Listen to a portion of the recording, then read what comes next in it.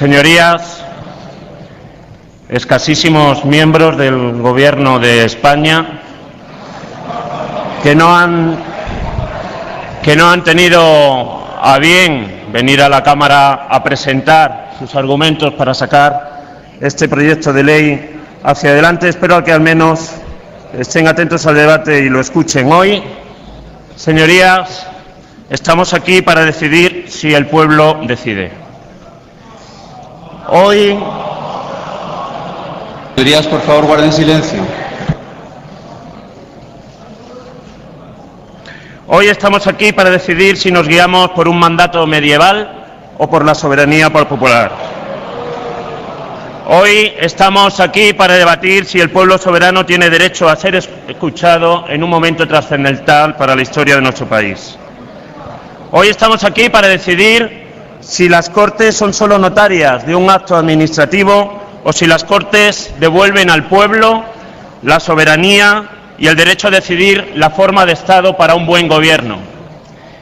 En España, bipartidismo y monarquía son las dos caras de la misma moneda, y ambas se encuentran en una profunda crisis, fruto del agotamiento del modelo de la transición. La semana pasada, mi compañero Cayo Lara intervino en nombre de la Izquierda Plural para defender nuestra posición. Consulta a la ciudadanía sobre la forma de Estado, monarquía o república. Se habla mucho en estos días de la transición y de la concordia. Se deslegitima nuestra propuesta de consulta democrática con referencias más o menos veladas al caos y a la incertidumbre. O Felipe VI nos dicen, o el caos.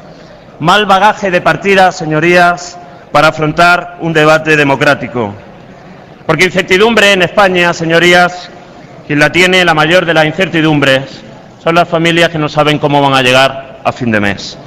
Concordia, la palabra mágica de la transición. Se refería Mariano Rajoy hace poco en el obituario que escribió a Adolfo Suárez, de nuevo, a esta palabra, la retórica habitual, señorías, repetida hasta la saciedad. Reconciliación de los españoles, unidad más allá de diferencia ideológica, cerrar heridas, borrar cicatrices. La concordia, decía el presidente, como entendimiento perdurable y fecundo entre diferentes para satisfacción de la mayoría. Y me parece bien la definición, pero ¿qué satisfacción? ¿De qué mayoría se habla? Señorías, no hay concordia desde la negación del conflicto. No hay concordia con 6 millones de parados. No hay concordia con 13 millones de personas en riesgo de pobreza y de exclusión social. No hay concordia sin la seguridad de una pensión justa. No hay concordia con miles de jóvenes abandonando su casa, su gente, su familia, su país, haciendo el mismo camino de sus padres, esta vez, eso sí, con un título debajo del brazo. No hay concordia cuando el patrón te puede echar cuando quiera del trabajo. No hay concordia cuando se trabajan tantas horas y se cobra una miseria. No hay concordia cuando no se aseguran la salud y la educación como servicios públicos universales. No hay concordia cuando las mujeres son tratadas como ciudadanas de segunda, como trabajadoras de segunda, y eso sí, como siervas de primera. No hay concordia cuando se expulsa a la gente de sus casas y hay tantas casas sin gente, con un drama social que conculca los derechos humanos, sociales y constitucionales. 50.000 viviendas ha quedado en la banca por impago de la hipoteca durante el año 2013. No hay concordia, señorías, cuando el dinero público se dedica a salvar los negocios bancarios de los amiguetes, mientras que 2 millones de hogares permanecen con todos los miembros de su familia en paro. No hay concordia cuando por participar en una huelga general te condenan a 3 años de cárcel y te obligan a entrar en prisión, mientras los corruptos se pasean a sus anchas por los consejos de administración del IBEX 35. Y quiero denunciar aquí hoy la caza de brujas que se está dando contra el movimiento obrero organizado. Quiero hablar hoy aquí de Carlos y de Carmen, de Ana y de Tamara, condenados los 4 a 3 años de prisión, obligados a entrar en la cárcel. Van a solicitar el indulto. Y les pido, señores del Gobierno, que por favor atiendan esa solicitud. Porque si no, entenderemos que este gesto, la entrada en prisión de sindicalistas que lo único que han hecho ha sido participar en piquetes informativos durante la huelga general en defensa de... Si es mucho mejor indultar a un guardia civil que graba acoso sexual, pero que como es hijo de un concejal del Partido Popular, sí se le indulta por parte del Gobierno. Eso sí. Indulto o entenderemos esto como un momento fundacional del nuevo régimen en España. Una llamada de atención al movimiento obrero. Un aviso para que se desate, con la nueva reforma del Código Penal, una caza de brujas contra el pueblo trabajador. Y entenderemos, señorías, que en España vuelve a haber presos políticos. La monarquía, el símbolo de la unidad de la nación por encima de fronteras y de clases, se ha convertido en el símbolo de la unidad de intereses de la oligarquía económica y financiera con el poder político.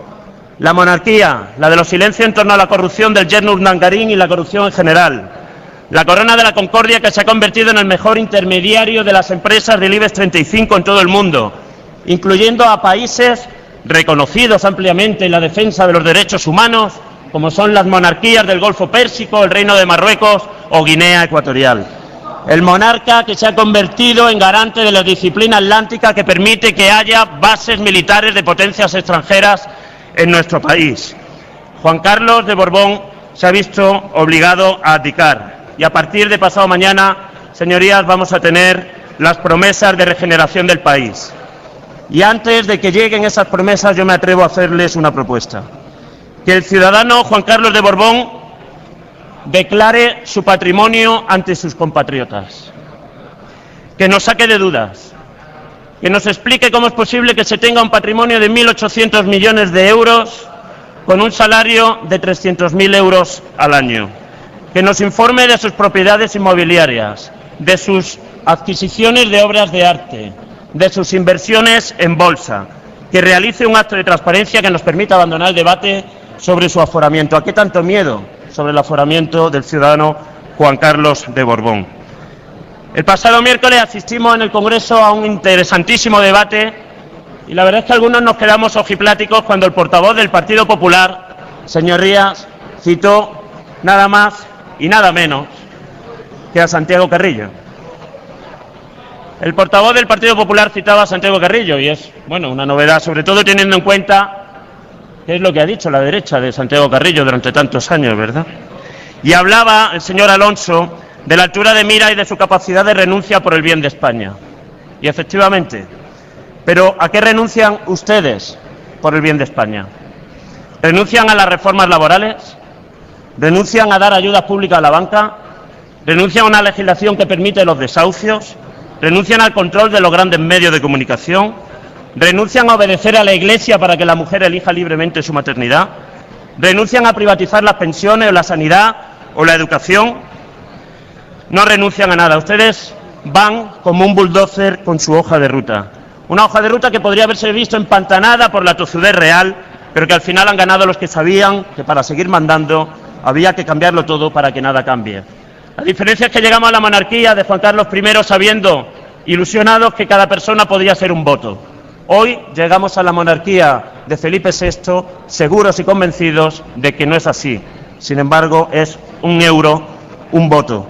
Y no se crean que nos molesta que citen a Carrillo. A mí me encanta. Pero ustedes pueden citar a Carrillo las veces que quieran. Las veces que quieran. Solo les voy a pedir una cosa. Cuando citen a Carrillo, recuerden que era la máxima figura de un partido plagado de luchadores muertos, de mujeres fusiladas y de jóvenes torturados. Cuando citen a Carrillo, recuerden que era el líder de un partido que no abandonó ni un solo instante la defensa de la legalidad republicana.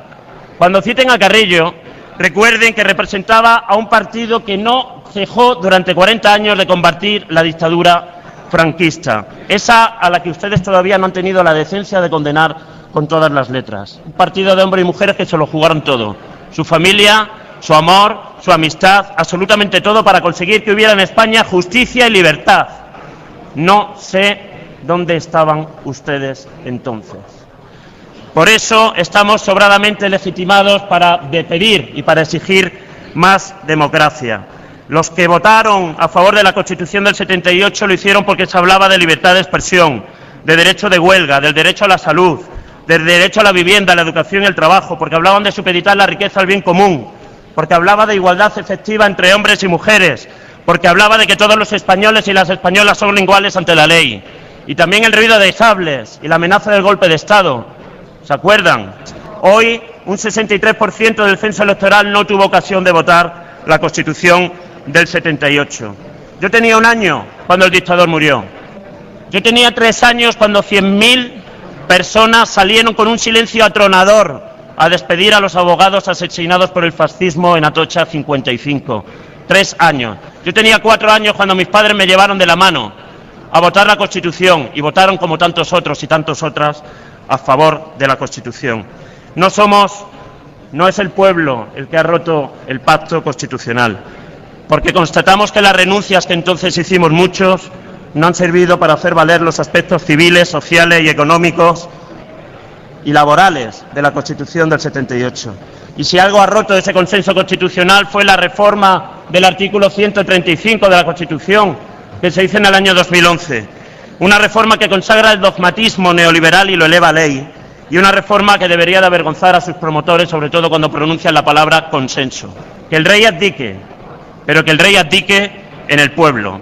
Es la hora de la democracia, es la hora de que el pueblo decida su futuro. Los voceros del régimen siguen utilizando el miedo al enfrentamiento entre españoles para desdeñar las aspiraciones democráticas de una parte cada vez mayor de la población. El miedo al conflicto, inoculado durante 40 años de franquismo y utilizado en la transición para construir consensos, ya no vale hoy, señorías.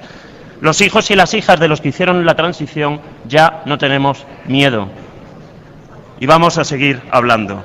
Hoy se aprueba esta ley y no se le da la palabra al pueblo para que decida cuál es su modelo de Estado. Tendremos próximas citas con las urnas. Tendremos las elecciones municipales de 2015, que van a ser las más políticas de la historia desde 1979. Y no solamente porque la reforma local ha dejado sin financiación y sin competencia a los ayuntamientos, sino porque la situación política y social del país nos exige dar a la cita electoral del próximo mayo de 2015 un carácter constituyente, con un precioso antecedente en la historia de España: las elecciones del 12 de abril de 1931, también fueron municipales. El 2 de junio se manifestó alegre el pueblo que reclama el derecho a decidir el modelo de Estado, que reclama un referéndum para elegir entre monarquía y república y la apertura de un proceso constituyente en nuestro país. Señorías, la transición terminó el 2 de junio. Ese día los nietos enterramos para siempre el silencio, el miedo y el dolor que 40 años de dictadura inocularon en este país. Señorías, el silencio de la transición se ha roto para siempre. Gracias. De un acto administrativo, o si las Cortes devuelven al pueblo la soberanía y el derecho a decidir la forma de Estado para un buen gobierno. En España, bipartidismo y monarquía son las dos caras de la misma moneda. Hoy... Señorías, por favor, guarden silencio. Hoy estamos aquí para decidir si nos guiamos por un mandato medieval o por la soberanía popular. Hoy estamos aquí para debatir si el pueblo soberano tiene derecho a ser escuchado en un momento trascendental para la historia de nuestro país. Hoy estamos aquí para decidir si las Cortes son solo notarias. Señorías, escasísimos miembros del Gobierno de España que no han tenido a bien venir a la Cámara a presentar sus argumentos para sacar este proyecto de ley hacia adelante. Espero que al menos estén atentos al debate y lo escuchen. Hoy, señorías, estamos aquí para decidir si el pueblo decide.